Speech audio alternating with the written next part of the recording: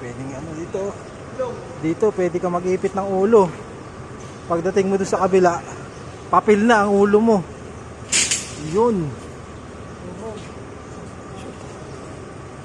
Uy, kilala ko to ah. Si Wang Boki to.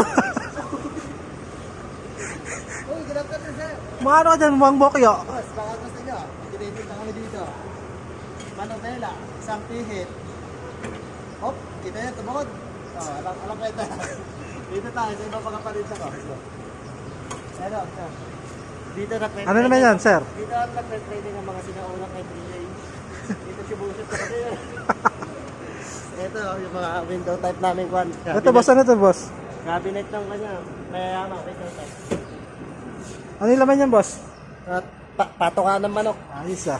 Ito, refrigerator. Ito ang hinahanap.